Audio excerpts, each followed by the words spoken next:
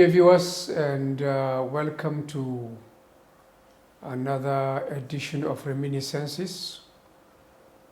Our guest today is Air Marshal Al-Amin Musa Daggash, who rose from being a cadet in the Nigerian Air Force in 1963 to Air Marshal, which is the highest rank. Along the way, he was a director or commander in virtually all the various segments of the Air Force before he became the commandant of the Nigerian Defense Academy in Kaduna, and ultimately the chief of defense staff in the government of General Abdul Salam between 1998 and 1999. So I'd like to welcome you to our program. Thank you very much. And to start by asking about your early days, I know you are born in Marte in Borno, but it seems because of the movement of your well-known civil servant father, you didn't quite school in one place. You are in, I don't know if you are lucky, but you are both in the northern part of the country and the southern part for your early schooling. Can you tell us a little bit about that? Thank you very much. Yes, it's true that our father, being a civil servant, and those days, they were working with the colonial masters in the last bit before independence and so forth. He went through a lot of postings. Today he's there, tomorrow he's there, and so, for example, we started school in Maiduguri, but before we even knew it's 1 year, he was posted to Zaria. So we moved along to Zaria. Before we even knew, another 1 year, 2 years, he was posted to Katsina. And then we came back again to Zaria to a year or so. So we've been moving up and down until finally the Oyewole twins, I don't know whether you've heard about them. They were classmates to our father in Oxford. And when they visited him in Zaria, they saw us and said, and they asked him, why are these children like this? They should have been in an organized school environment and so on, so on. You were not schooling by then in Zaria? We were schooling, but then, the way they saw us. You remember the schools in the southern part of Nigeria are a different standard from us in the north at that time. So finally they agreed that we should be sent to Abeokuta. How many of you? Two of us, myself and my late brother, Bishara. And we went to, then they call it Mrs. Kuti's class. It is a primary school owned by the late Fumilayo Ransom Kuti, of blessed memory. That is Fela Ransom Kuti's mother. Right. So we spent 3 years in the primary school, and finally we took the entrance exam to Abeokuta Grammar School, and we were admitted, and we spent another 3 years in Abeokuta Grammar School before our father again decided that all the schooling there, we could not bring in the Islamic schooling. We were tried in Abeokuta and Ake to read the Quran with some malams and so on, but we just couldn't understand the phonetics and of their language, the way they speak. So finally our father decided that we should move back to Jos. That's when he too now was posted to Jos to established the then what they call the College of Forestry today, which is near the University of Jos. So we've been shuffling and shuffling and shuffling and shuffling. How was it, a young lad from Borno, the two of you, finding yourself in Abeokuta, kind of environment? And It was a difficult moment in the fact that we don't speak Yoruba. And even our Yoruba in local parentis don't speak, apart from English, they don't speak Hausa, no, they speak Shua Arabic, nothing. But as children, we managed to, push here and there, and then gradually we were picking on the language. And I, in particular, ended up being very lucky to speak Yoruba much, much better than my senior brother. But it was 6 years of good experience, 6 years of living peacefully with everybody. do you think it somehow influenced your life and career, a kind of exposure? Yes, yeah, for the fact that the South was a little bit, I wouldn't say developed per se, but at least the level of interactions and so forth, and what you do and what you don't do and so forth, even at school or in the boarding house. This boarding house that I was telling you about, which was where the twins were also stayed. They had their little apartments left and right. And then we had the main boarding The house. twins were, you said they were classmates of your father. Yes. So were they teaching in Mrs. Kuti's school? No. Okay. They were teaching in the Abeokuta Grammar School. Okay. They have graduated at that time. Right.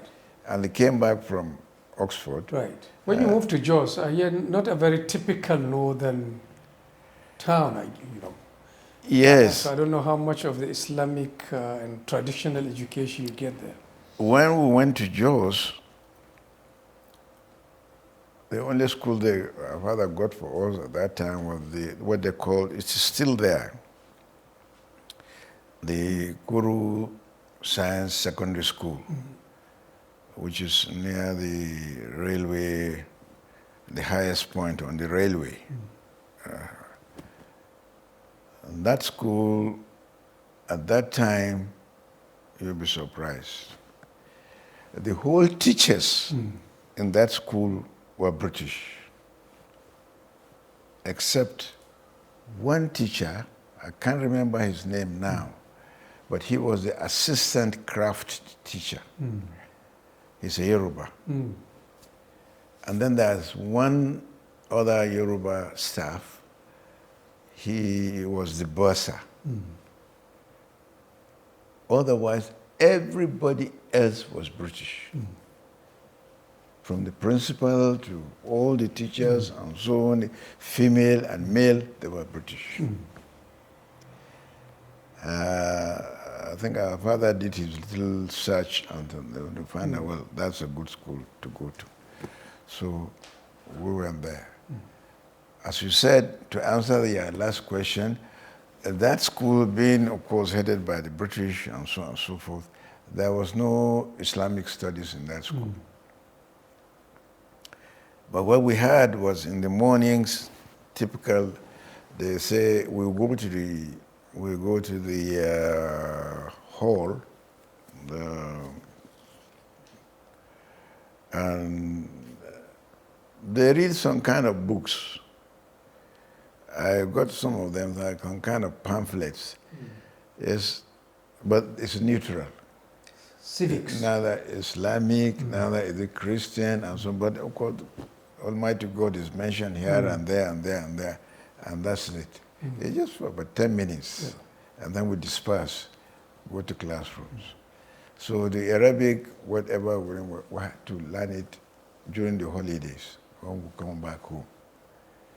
Because Plateau at that time was really the Jaws that we knew, not the Jaws that is there now. What Jaws was that? What was the difference? Well,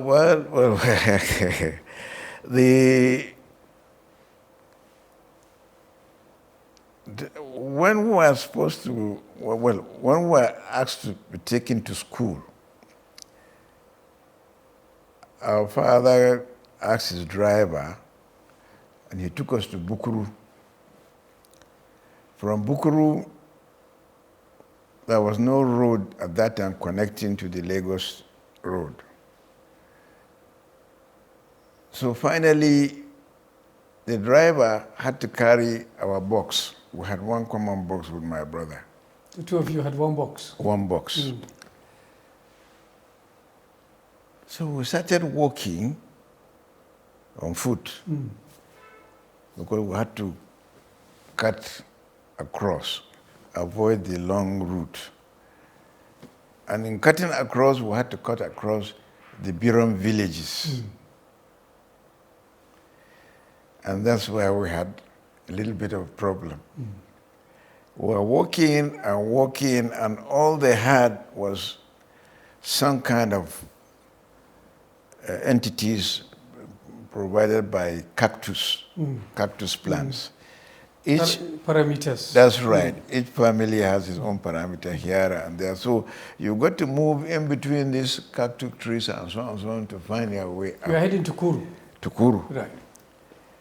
Then suddenly, Bishara tapped me. Al-Amin. I said, yes. He said, look at your front. Look at your front. I looked. Do you see those people? I said, yes, I can see them. He just turned back and he started running back. What did he see? What he saw, at that time, the Birams were actually Birams. They were not wearing anything.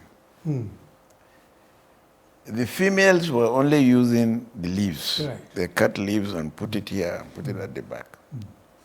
The male were only having what they call the kororos. Right. And they put in the man there and tied.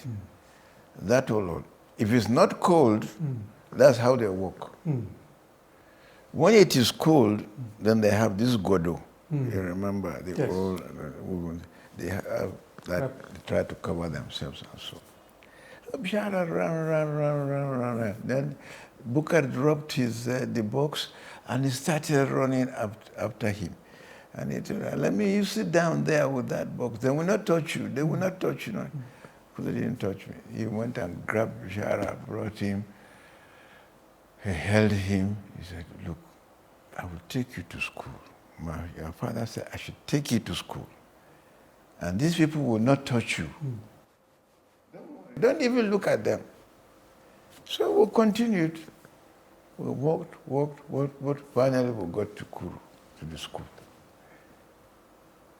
There again, it was a nightmare for 2, 3, 4 days. So how could somebody live in this kind of a thing? We're not used to it. We've never seen it. What was the difficulty? And the difficulty is that now they are more or less like our neighbors. They're not too far away from the school. Okay, so yes. And so you see them naked, and you say, how can I live here? Well, but then you are surrounded by this white establishment, teachers. Yes, the teachers are there in the school compound.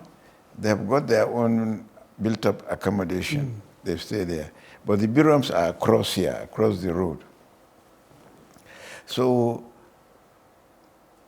what we were told, Bukar had to stay around with us for another 1 day or 2 days or so. He had to send a message to our father that look, this, let them settle down because it's difficult. Then some other schoolmates started arriving from lowland division. They call it lowland division.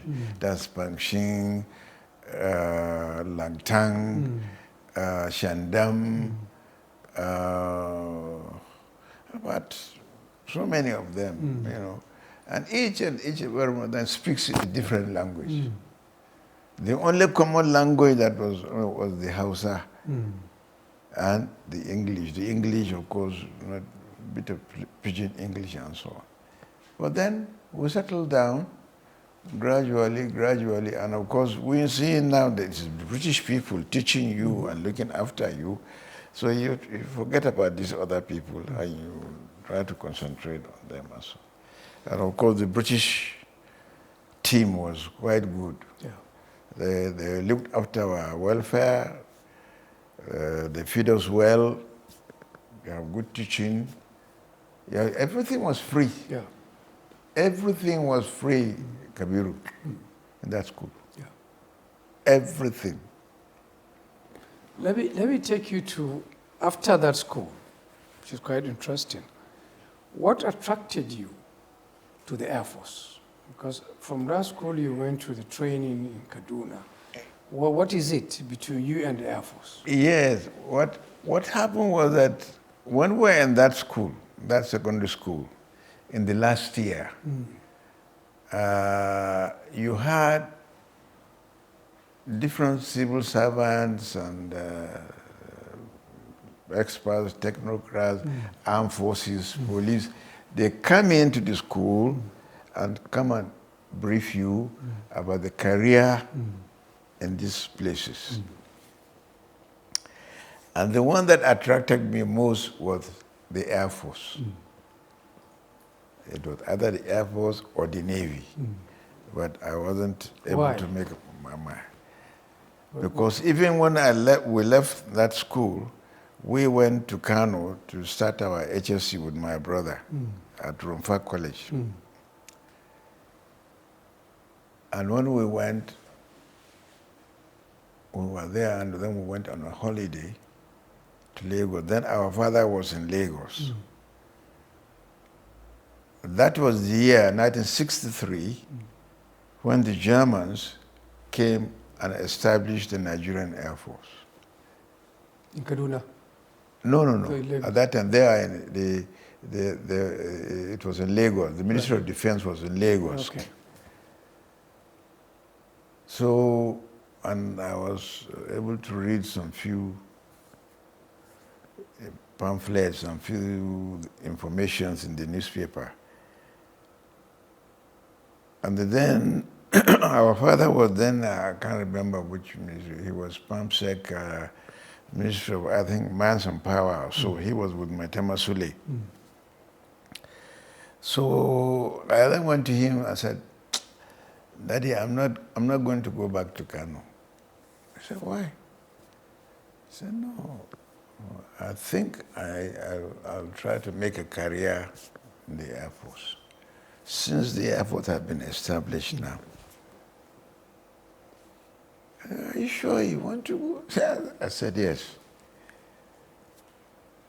He said, well, let me speak to my friend.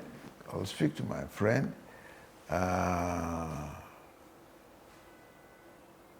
Tako Galadima. He was then... Defense? He was then the minister for the Air Force. Air Force. There was later Badu, who was the Minister of Defense. Right. Then Tako Galadima was the Minister for the Air Force. Then they had a Minister for the Army and Navy. So he said, let him speak to him. Tomorrow he will be able to tell me an answer. Because we were then on holidays. So he went. The next day, my daddy came back and so on. So, well, I mean, if you say you want to make a career, so be it. I've spoken to my friend, and he said we should encourage the Northerners as much as possible to join the Air Force, because there are quite a lot of people in the Navy and the Army, which are mostly Southerners. So you should be encouraged rather than discouraged. So he said, the minister said, you should now put up your letter. You want to join the Air Force. To apply. Yes. So I wrote my application and so on. I gave it to him. He took it, he gave it to his friend. And the next thing, They called us for an interview. They called us for an aptitude test. We were about, almost 1,000. We took the exam and so on, aptitude test and so on and so forth. After about a week or two, the result came out. And of course, they selected us according to scores from 1 down. So the numbers we had, my cadet number is 1015, 1015. It means I was the 15th that they selected. And they selected about 120 or 30 in the first batch. And that's how I got into the Air Force. And you spent your whole life in the Air Force. Like I said, I mean, you held virtually all commands.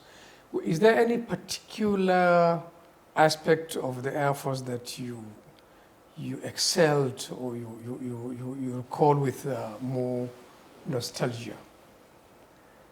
Well, I'm technically attracted to anything that I can use my brain and my hands and so on and so on and so forth. So, in the aptitude test that we did, they are able to tell you, oh, you can be able to go for aircrew training, or you can go for engineering training, or go for this or that. And I was selected to go into that engineering training.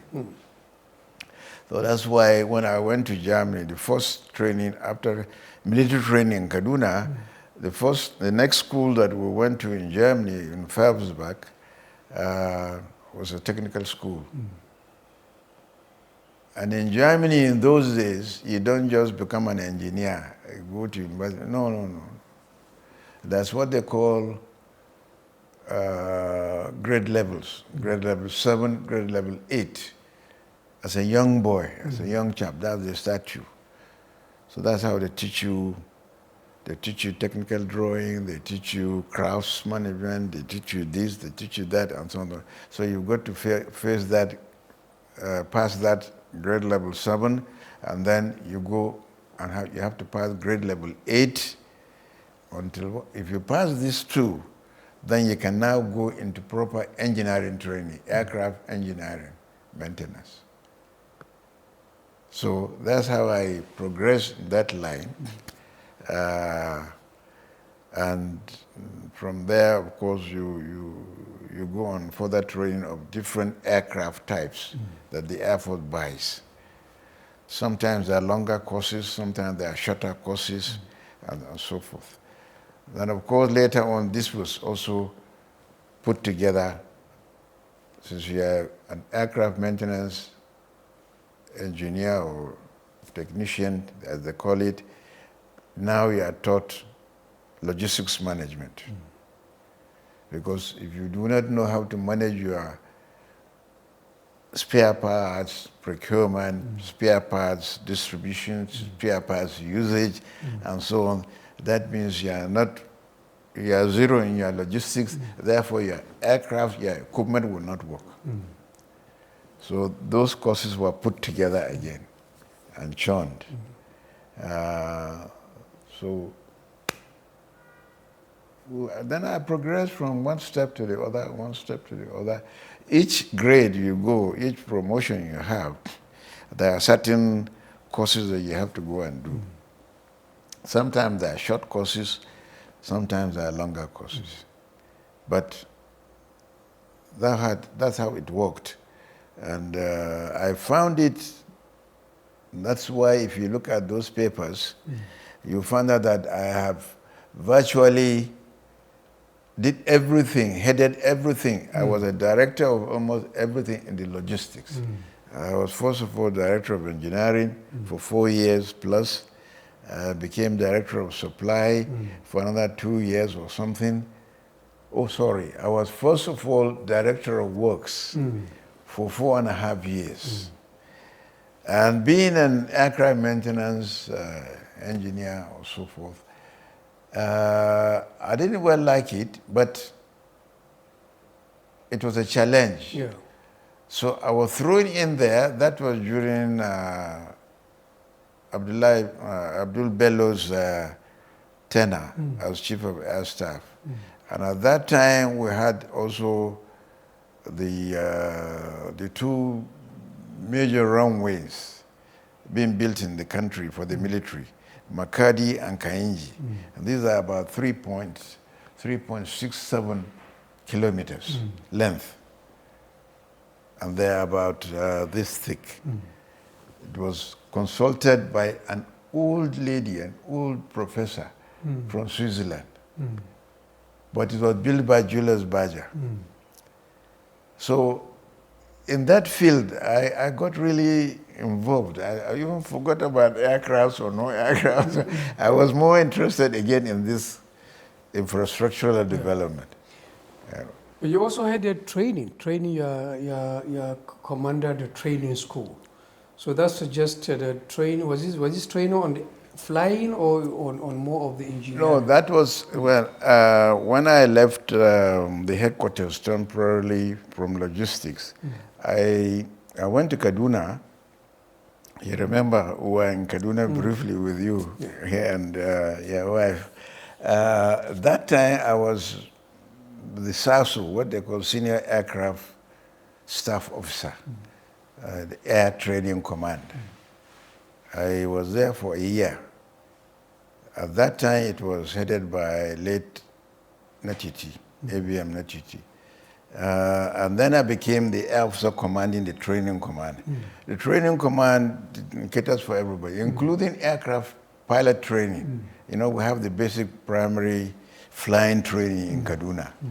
Then we established, with my late friend, I don't know whether you know him, Group Captain Magaji, we established the present, what you call the Air Force Institute of Technology, which is a university now. We established it. We set up that training in Kaduna. Then we started with technical training group, and then gradually it increased and so on. We trained everybody. Then we had this technical school, the technical training group, who was in charge of training all the craftsmen that work on the aircraft and the workshops and so forth and so forth. What of flying? Did you? Yes, that is the basic flying school. I didn't fly. Yeah. Okay. No. So that wasn't your own thing? No, it wasn't my field. Yes. I was all through a technical man. Yeah. One other remarkable thing I noticed about your career, while you spent 28 years when the military still were in power, you are not one of the political officers. You never held any of the postings that Not at were all. non-military. Not at all. Why was this? It was not my making, but I never longed for it because I looked at one or two examples of those who were there. And at that time, if you might remember, that is when the societal ills started creeping into the system. The bribery and corruption here, nepotism there, the whatnot there, and so on. So no, I'm satisfied where I am. You didn't miss it, that No, your colleagues were being governors and Not at all. ministers? Not at all. In some instances, the governors were selected because they come from a particular region. So perhaps the politics at that time maybe required, we want our own son to be a governor here. Yeah, but before that, there was the commandant of the NDA. Defense I thought Secretary. that's a very big, almost like a political posting. That posting, I would say, if you ask me perhaps which of my postings did I like best, or should I say the best, or should I say I enjoyed? it's my posting as commandant to the Defense Academy. That was a brilliant posting, and I thank Almighty God for that posting. The postings of the commandants at that time, it used to be monopolized by the army.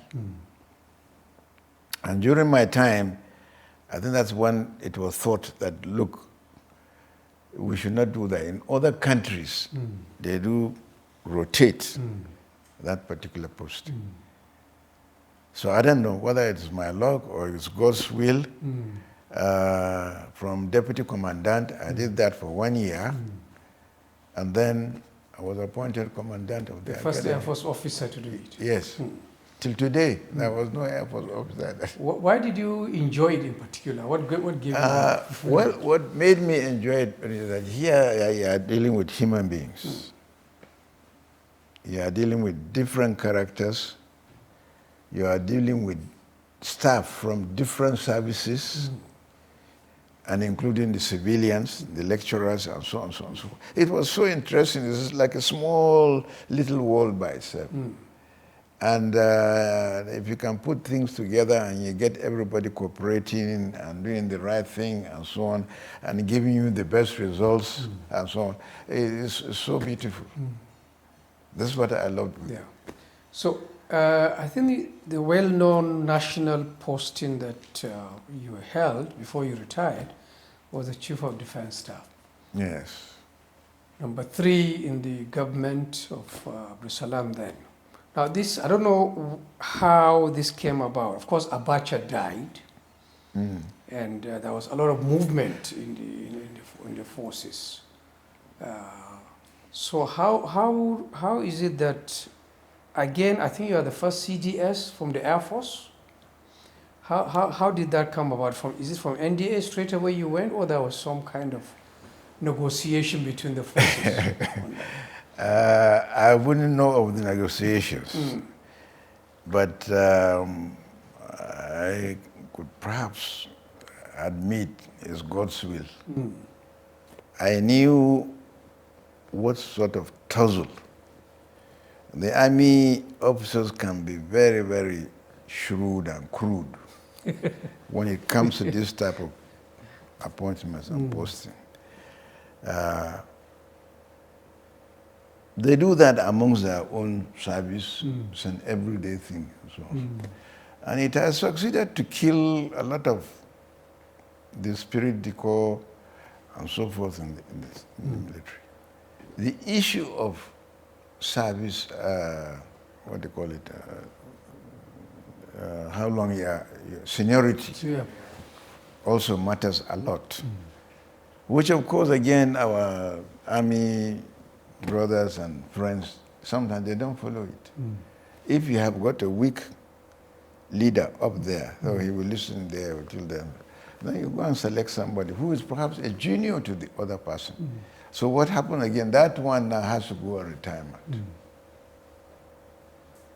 So that's what happened. I wouldn't say, I never loved it. I never loved any appointment in my life. That I know. And of course I have my trust in God. But I said negotiation because when Abacha died, it is well known that there was some kind of tussle within the top commanders, top generals, who will become what. So I was wondering whether it is in that context that they had to concede to. No. I was commandant when Abacha died. Commandant where? Yes. Well, if I take you back a little bit, when late Haladu was commandant of Defense Academy, I took over from him. Okay. When Abacha became head of state, late Haladu was given a ministerial appointment. I was then deputy commandant. So that might answer your question. I was deputy commandant. And of course, I knew, as I told you, the army boys will never stop lobbying anywhere, and they were struggling for that appointment, and so. Then he was still with me. He was my MA. I was in my office. Then the chief security officer to Abacha, Mustafa? Major Mustafa. He rang me. Sir, are you in the office? I said, yes. He said, the head of state wants to speak to you. I said, okay, fine. So I took the phone. Mohammed, he used to call me Mohammed. Mohammed said, sir, how are you? I said, don't mind these crazy boys, this crazy, so. Sit there, you are the commandant of the Defense Academy. You're already deputy. I said, yes, sir. The posting is coming out immediately. Then the posting was done from Abuja. Not from the Ministry of Defense. Well, from the Ministry, but it was a direct instruction from the villa to the Ministry of Defense. So I became commandant. Then that area was shut. The same thing happened when late Abacha died. Then there was a problem. The army guys were. The lobbying started for who? They are not thinking of even Abdul Salam or anybody to be head of state. No. Someone, Bamayi wants it, this one wants it, that one wants it. So I, being the senior officer, at that time I was the senior officer, and the whole lot of them. Of Air Force or of the whole three arms? All of them. Right. So I told them, gentlemen, you disperse. We'll see you back 2 hours' time. That's, I was talking, we were talking in the, what do you call it? That Military Council. Yes. So we left, everybody dispersed. We came back, and that was the problem. What do you call him? The security chap has his own group. Mustafa. Mustafa has his own group. Bamayi has his own group. Another one has his own group. I mean, this one won this one won that, one that. So the place was becoming rowdy. So we were allowed to talk.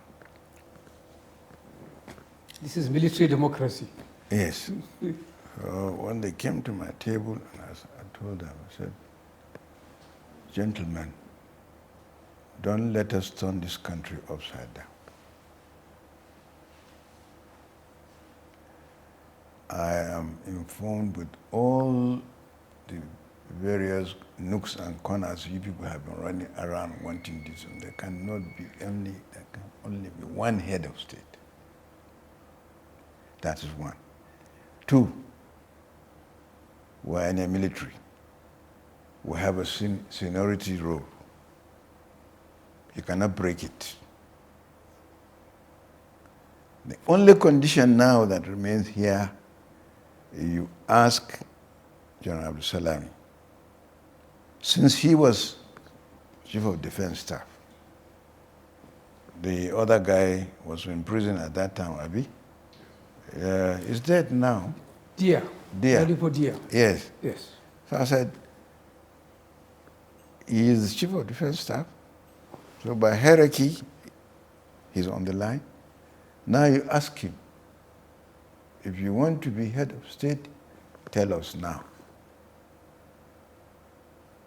And if you don't want it, then we'll look for somebody else. So I pushed it to him. So everybody just kept quiet. Well, he got on. He said, well, he accepts the business. And I said, well, thank you, sir. The matter is closed. So then one brilliant officer, I can't remember, was it Al-Amin or something, he got up, said, Marshal Daggash, can I ask that we now promote him? I said, go ahead. He was promoted general. Right there, just instant. So by tomorrow morning, he was wearing his general's uniform, and he was in the office. So this is the kind of ups and downs, you might say, which we should not be used to. It's not part of us in the military, but it has crept in due to the lapses of the society and whatnot and whatnot.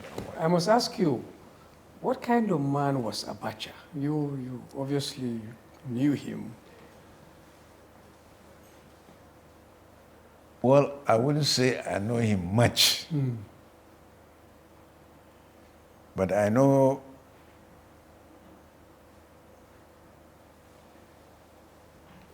he's a tough man, he's a rigid man, and he doesn't play with decisions.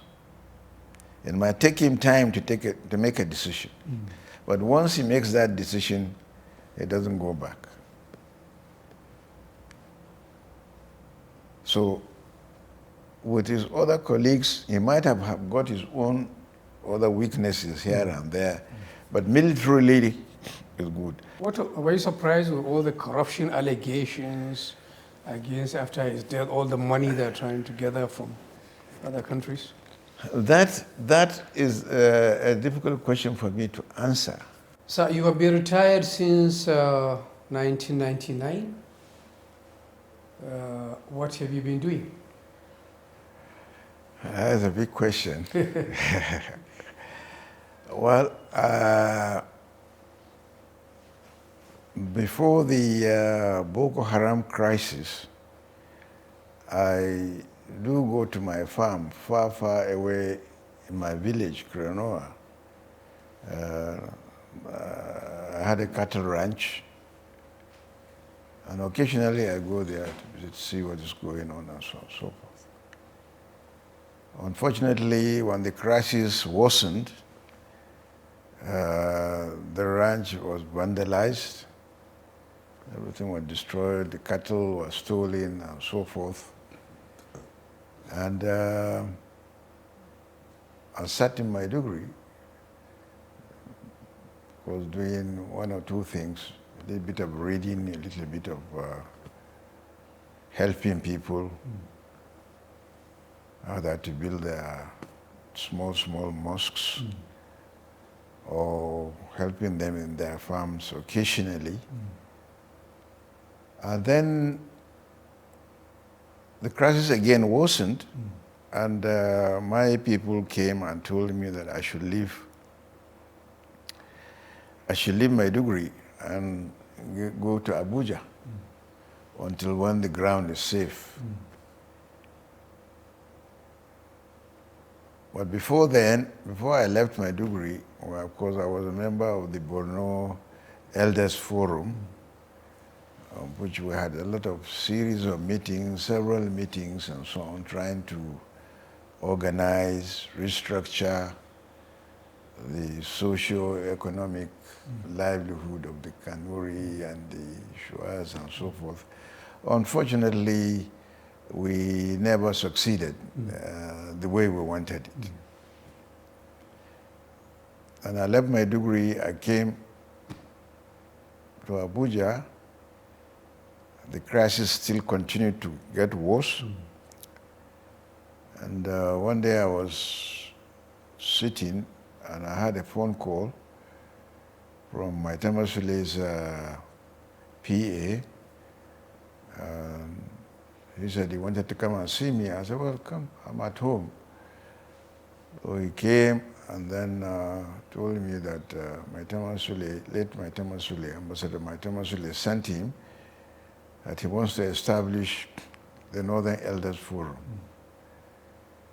to look after the interests of the North as much as they know the North at that time. being parents and so forth. I said, well, I have no objection. We are ready anytime you call me on a meeting. And late Ambassador Maitemusule Damason in Kano piloted this forum for about 2 years plus. And that's when we saw the present head of state being elected, and he came into power.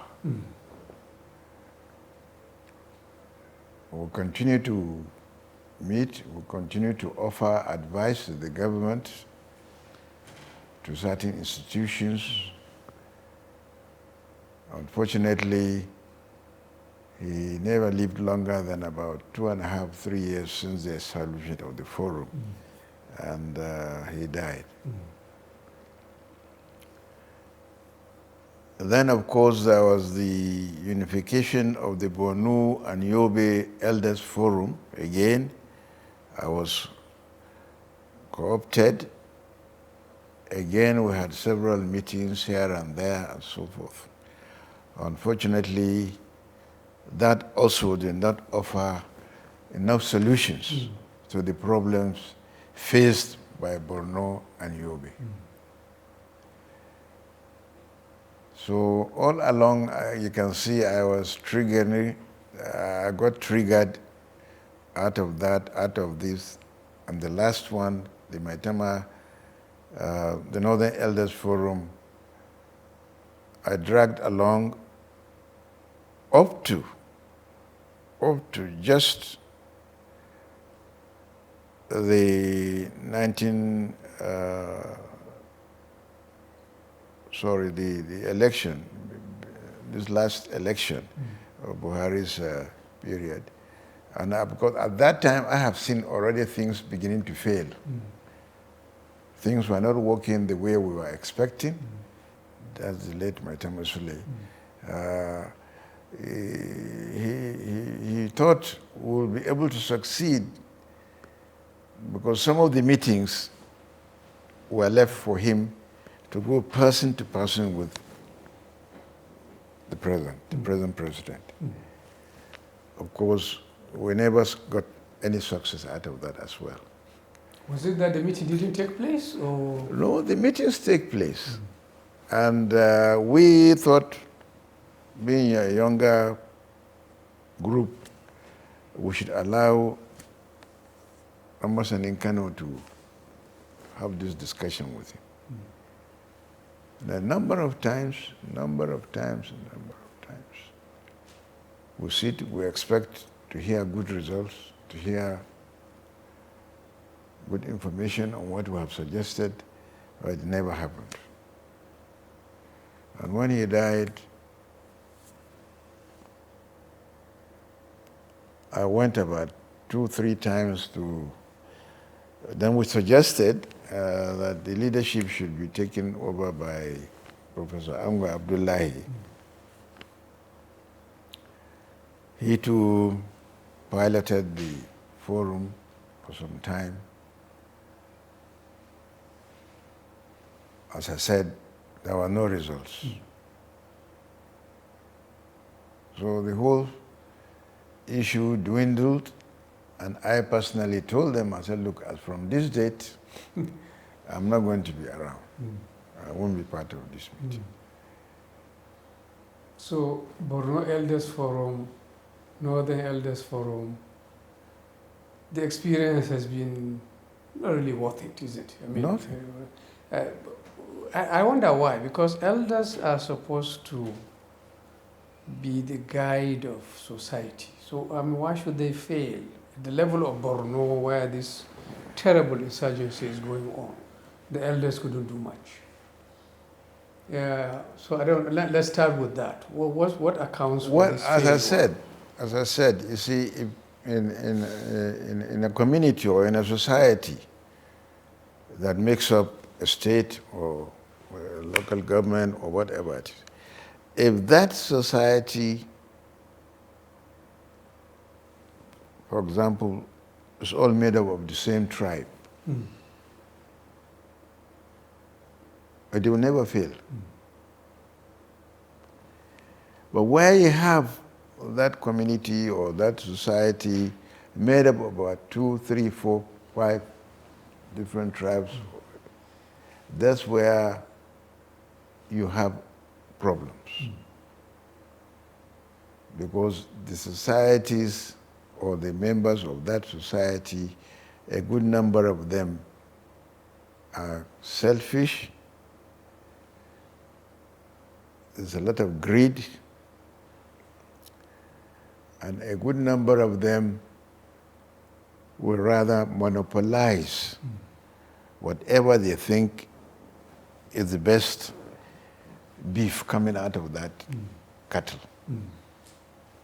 So these are some of the problems we've been having with the Borno Elders Forum. You couldn't manage the diversity within Borno itself. That's part of the problem.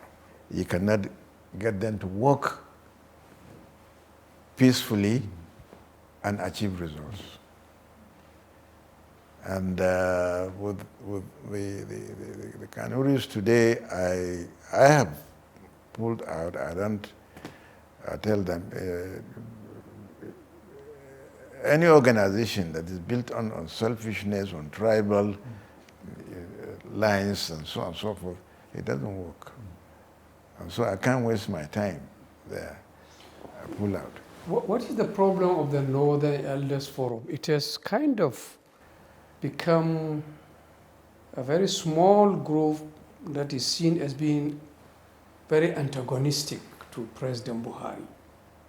I don't know whether that's a fair, because certainly that's what the impression you get from people in government. Yes, well, sorry to say, we have not been antagonistic to his government. What we have tried to do, as I told you, the forum just got created just before Buhari was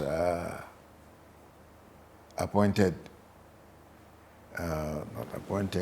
President Buhari after the election. Yes. Because we took quite a lot of strides to make sure that power did not go down south. And that's why the Northern Elders Forum went to Washington 2 times and met with the State Department on several issues. So you lobbied for Buhari to become president? He was. And they said, all right, if you do that, we'll get him in, we'll be friends again, and we'll try to help you. And after about 6 months, 9 months, they went back. Again, they met with the State Department. And of course, then they tried to open, now that he's sworn in and so on and so forth. They said, tell your president we're friends. As friends, we want to help you. We know your economic situation, we know your socio-economic problems, we know that's your wealth.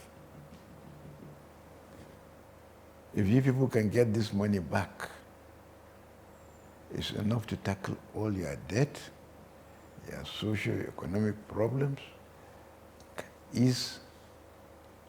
and if you get good leaders, since they too believed, okay, he was appointed on the basis of when he worked here and there, he never stole money, he never did anything, and so on and so on. He can use this money properly, and so on. So what's your disappointment with Buhari? Why couldn't he use this connection and information to do good? And if you can get, say, 80, 85, 90% of this money is back, then you'll be a happy nation. So none of that has happened? Nothing. But if it hasn't happened, do you have hope that now another government coming in? There's no hope. There's no hope. There's no hope. No hope.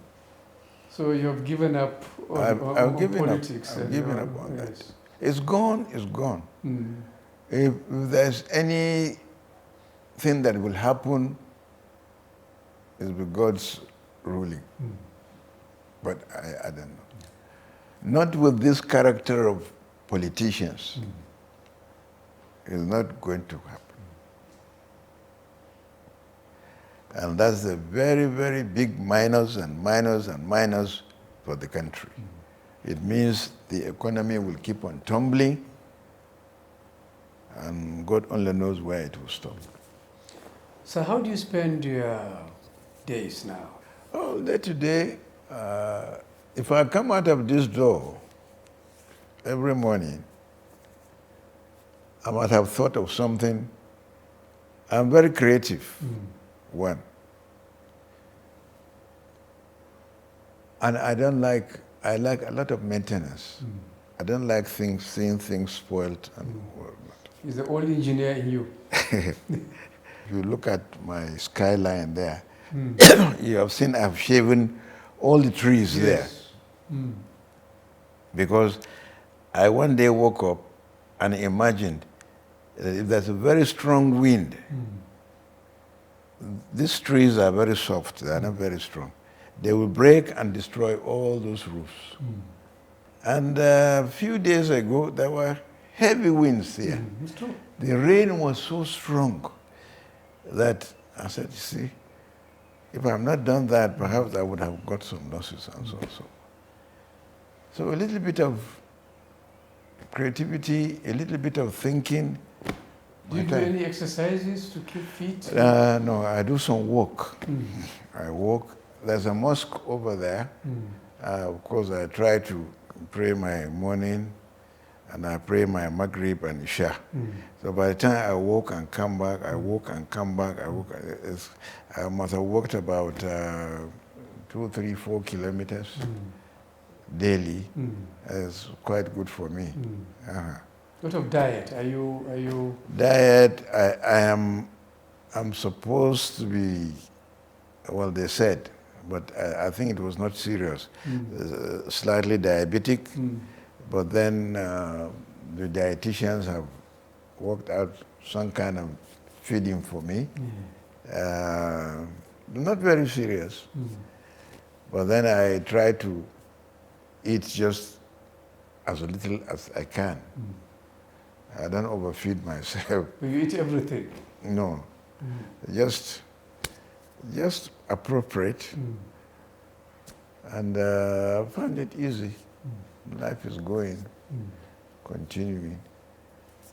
How is family life for you? Alhamdulillah. Alhamdulillah. As you know, all the 5 elder children, they're all grown up, they're all married, they're all... I have only the 3 little ones now, and those are the ones I'm looking after very closely.